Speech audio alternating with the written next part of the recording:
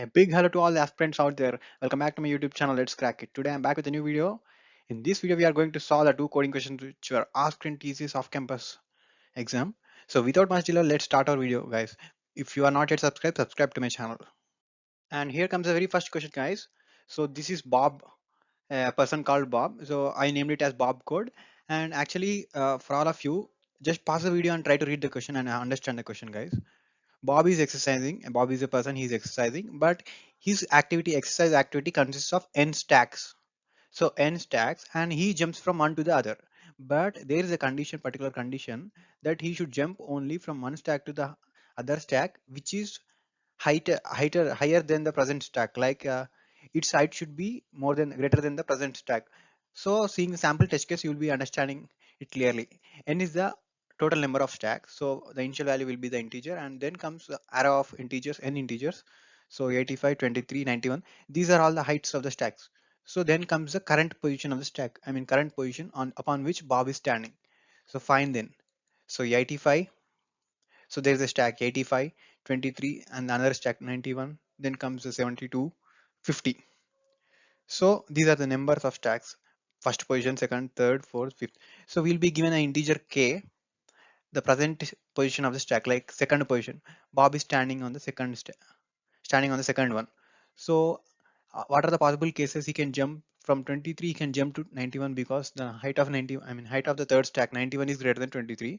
So then can he jump from 92 to 72? He cannot, because the height of stack should be more than the 91. So he can't jump. And then from 91 to 50, he cannot jump. So the total answer will be only two stacks he will be standing by the end of the exercise activity. So by looking at the second sample test case, you will get more clarity, guys.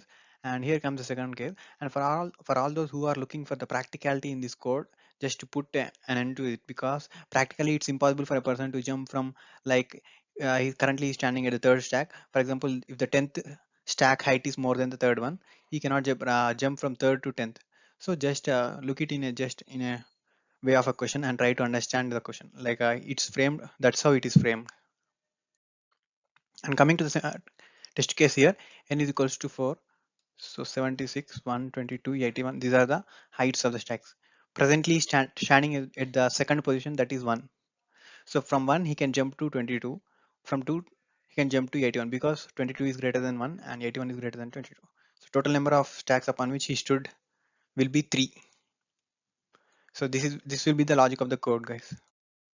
And the simple logic will be, I'll be using some loop like for loop, and I will be storing the present height of the stack in a variable like k, some variable x. So if the next stack, the height of the next stack is greater than the present value of the x, then I have to increase the count. I have to increase. That will be the logic of the code. Let's look at it. And now let's code it in Python 3. So Bob access code. So guys, there will be total in 3 inputs. The first one will be the length of the array. So that is n is equals to int of input I'm taking. Then I'm taking the list input, all the elements of the array. So a is equal list of map of int comma input dot split. So I can take the entire input values, I mean the list, in single take. And then the k is the k here, it is the current position of Bob standing, like on which stack he is standing. So guys, I've already told you the logic. This will be the most basic logic, because I'll be simply running a for loop right from the current position to the till the end of the position. Current position will be k minus 1 index to the last position should be n plus 1. So that's how, guys. And I'll be storing the present stack value in a variable called x. So x is equals to a of k minus 1 initial value, and then I'm implementing, I mean declaring the result as count. So initially it should be 0 count. So now the condition will be, a of i if a of I greater than or equals to x, the present stack value, I mean height of the stack, then I can increment the count value.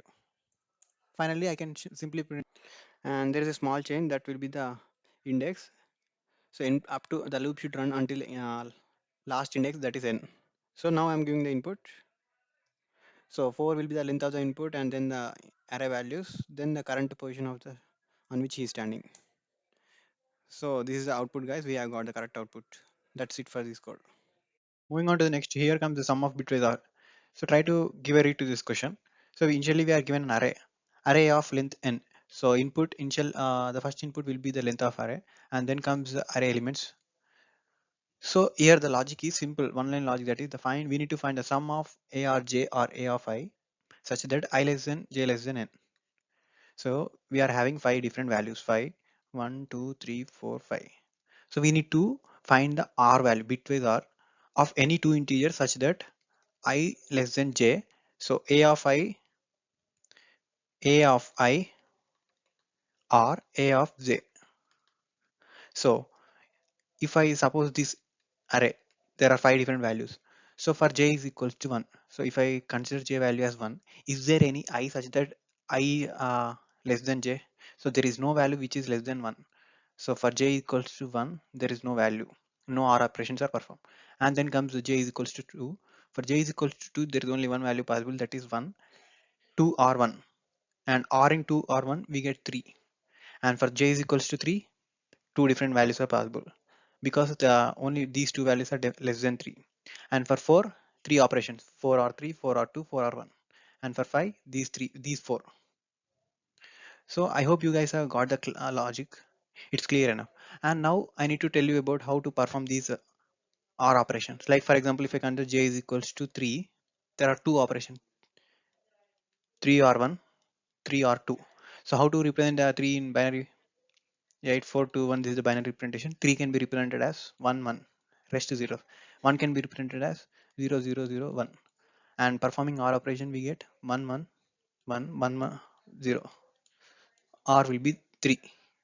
So the value of this will be 3, and the value of 3 or 2, so 2 will be this one. Even then we get the same answer. So even 3 or 2 is 3. So this is how it is, guys. And for example, if I have to perform 5 or 3, 8, 4, 2, 1, 5 can be represented as 1 here and 1 here. So rest zeros, and 5 or 3, binary representation of 3, 5 zeros. Performing R, 1 or 1, 1, 1 or 0, 1, 1 or 0, 1.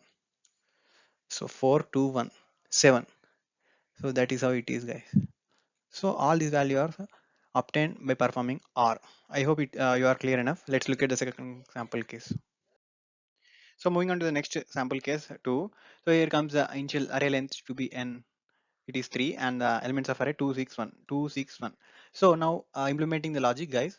So for example, if you consider 2, and what are the elements which are less than 2? Only 1 will be less than 1. So I'm performing 2 or 1. And then moving on to the next value 6. So the values which are less than 6 are 2 and 1. 6 or 2 initially, and then 6 or 1. And then comes the value 1. So there is no value which is less than 1. That's why no operation will be performed with 1. So if you perform, make the results like 2 or 1, the value is 3. 6 or 2, the value will be 6. 6 or 1, value is 7. So 3 plus 6 plus 7, 16 will be the final answer. That's how it is. And for those who want the R operation expression, for example, if I want to perform 6 or 2, 8, 4, 2, 1, 6 will be 4 plus 2, 1, 1, remaining zeros. Representation of 6, and representation of 2, only 1 here, and then rest all zeros. And performing R 0, 1, 1, 0. So 4, 2. So the final answer, operation of 6 or 2 will be giving 6. So now I'm coding it in Python 3 again. So sum of bitwise are. So guys, completely there will be only two inputs, that will be initially the length of the array or list.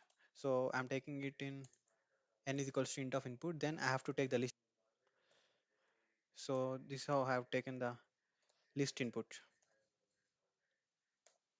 And then so I'm declaring the result as sum is equal to 0. I have initialized it to 0. So then coming to the logic, I have to run a loop for I in range of 0 comma n, right from the starting index to the last index.